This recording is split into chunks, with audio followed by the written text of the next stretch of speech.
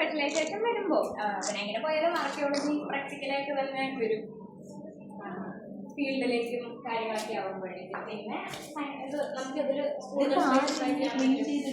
നമ്മളൊക്കെ തന്നെ അല്ലെങ്കിൽ ഇതില് ഇപ്പൊ ഇതാണെങ്കിൽ ബോൺസ് കുറച്ചും കൂടെ കെയർഫുൾ ആയിരിക്കും. അതുകൊണ്ട് PhD ചെയ്യുന്നവരോ അല്ലെങ്കിൽ അങ്ങനെ സ്പെഷ്യലൈസ് ചെയ്തവര്.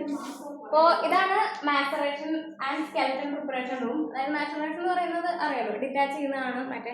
അപ്പോൾ ഇവിടെയാണ് ആനിമൽസിനെ, അതായത് ഇപ്പോൾ നമ്മൾ അവിടെ കണ്ട സ്കെലറ്റനൊക്കെ പ്രിപ്പയർ ചെയ്യുന്ന ഒരു റൂമാണ്. അപ്പോൾ നിങ്ങൾക്ക് ചെയ്യും നമുക്ക് അതായത് കുറച്ചൊക്കെ വേണമെങ്കിൽ നമുക്ക് ഇൻവോൾവ് ആകാന്നുണ്ടെങ്കിൽ ഇപ്പോൾ സോർക്കിയോളജിയിൽ PhD ചെയ്യുന്നവരൊക്കെയാണ് കൂടുതലും ചെയ്യുക. നമ്മൾ ചെയ്യുന്നുണ്ട്.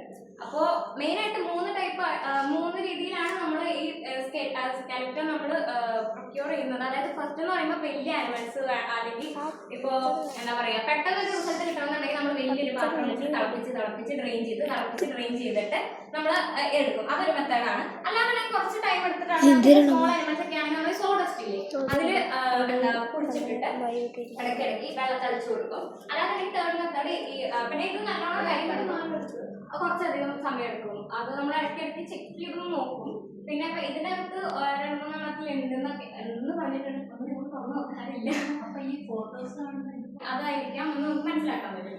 അപ്പോൾ മോഡേൺ എക്യുപ്മെന്റ്സോ ടൂൾസോ ഒന്നും ഉപയോഗിക്കാതെ പഴയ അതായത് സ്റ്റോൺസ് മാത്രം ഉപയോഗിച്ച് ഒരു എക്സ്പെർട്ട് എക്സ്പെർട്ട് ചെയ്തിട്ടുണ്ടായിരുന്നതാണ്. അതോട് വർക്ക്ഷോപ്പ് നടത്തി സ്റ്റുഡൻസ് എല്ലാവരും കൂടെ ചേർന്നിട്ട് അപ്പോൾ അങ്ങനെ different types of stones tools ഉണ്ടാക്കിയിട്ട് ഒരാളിനെ കൊണ്ടുവന്നിട്ട് കൊണ്ടുവന്നിട്ട് ആ ഒരു പീസ് ഇടുന്നതിന്റെ ഉള്ളിലത്തെ മാനോ എടുക്കുന്നത് അതിൻ്റെയൊക്കെ ഫോട്ടോസ് ആണ്.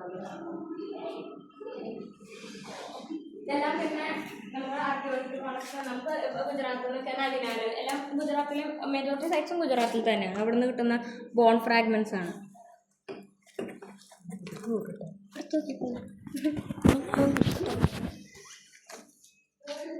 എല്ലാം നമ്പർ ഇട്ട് വെച്ചിട്ടുണ്ട് കണ്ടോ. ഒറിജിനലാണ്, എല്ലാം ഒറിജിനലാണ്.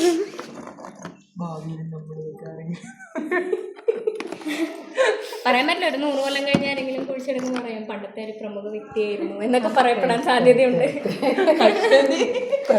പ്രമുഖ വ്യക്തി അപ്പൊ നമ്മൾ ആ രീതിക്കാണല്ലോ പഠിക്കുന്നത്. അങ്ങനെ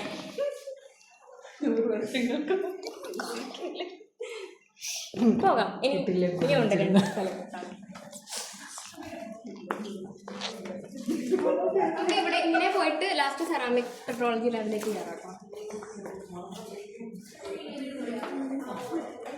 നിങ്ങൾ ഇവിടെ നിന്ന് എക്സ്പ്ലനേഷൻ കേട്ടോളൂ. ഇൻട്രസ്റ്റഡ് ആണെങ്കിൽ മാത്രം ആ വെയിലേക്ക് ഇറങ്ങി വന്നാൽ മതി. ഞാൻ ഇതാക്കാം. അപ്പോൾ ഇതെന്ന് പറയുന്നത് ടെറിക്കളേഴ്സ്, അതായത് ഒരു ആർക്കിയോളജിക്കൽ സൈറ്റ്, അത് ജസ്റ്റ് നെയിം കൊടുത്തിട്ടുണ്ടെന്നുള്ളൂ കേട്ടോ. ഒരു ആർക്കിയോളജിക്കൽ സൈറ്റ് എക്സ്കവേറ്റ് ചെയ്യുമ്പോൾ എങ്ങനെ ഉണ്ടാവും, ആ ഒരു കോണ്ടെക്സ്റ്റ് എങ്ങനെയാണ് അത് മനസ്സിലാക്കാൻ വേണ്ടിയിട്ടാണ് നമ്മൾ ഈ ഒരു ഇത് ചെയ്തിരിക്കുന്നത്. വെറുതെ ഒരു മോഡൽ ചെയ്തിട്ടുള്ളതാണ്. അപ്പോൾ നമ്മൾ ഓരോ ലെയറായിട്ട് ഇങ്ങനെ കുഴിക്കുന്നു. ഡിഫറെൻറ്റ് ടൈപ്സ് ഓഫ് മെത്തേഡ് ഉണ്ട് കേട്ടോ. എക്സ്കവേഷൻ ചെയ്യുന്നതിന് പലതരം മെത്തേഡ് ഉണ്ട്. അപ്പോൾ നമ്മളിങ്ങനെ മണ്ണ് റിമൂവ് ചെയ്യുന്നു, ഒരു സൈഡിലേക്ക് കൊണ്ടുവരുന്നു, ഒരു ഭാഗത്ത് അവർ സീവ് ചെയ്ത് നമുക്ക് അതിൽ നിന്ന് എന്തെങ്കിലും പോളൻ റിമെയിൻസ് ഒക്കെ അല്ലേ അങ്ങനെയൊക്കെ കിട്ടുന്ന അങ്ങനെ വെയിലിൽ നിന്ന് മാറുന്നുള്ളൂ കേട്ടോ. പറഞ്ഞിട്ട് നിങ്ങൾ വന്ന് നോക്കിയാൽ മതി, വെയിലല്ലേ. അപ്പോൾ അതിങ്ങനെ കുഴിച്ച് അതായത് ഒരു പൊട്ടൻഷ്യൽ സൈറ്റിലാണ് നമ്മൾ മെയിനായിട്ട് ചെയ്യുക. അതായത് ഇപ്പോൾ ഈ ട്രയൽ ചെയ്തു ജസ്റ്റ് ഒരു മോഡൽ ഇത് ഇങ്ങനെ ഇരിക്കും, ഒരു ഫെമിലിയാരിറ്റി തോന്നാൻ വേണ്ടിയിട്ടാണ്. ഇത് കുറച്ച് വർഷം മുമ്പ് ഉണ്ടാക്കിയതാണ്.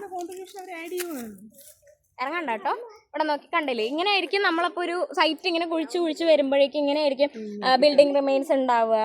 പിന്നെ കണ്ടില്ലേ മെറ്റീരിയൽ റിമെയിൻസ് ഒക്കെ, അതായത് ആർട്ടിഫാക്ട്സ് ഒക്കെ, അതായത് പോട്ടറി, പിന്നെ ഇങ്ങനെയൊക്കെ ഉണ്ടാവും.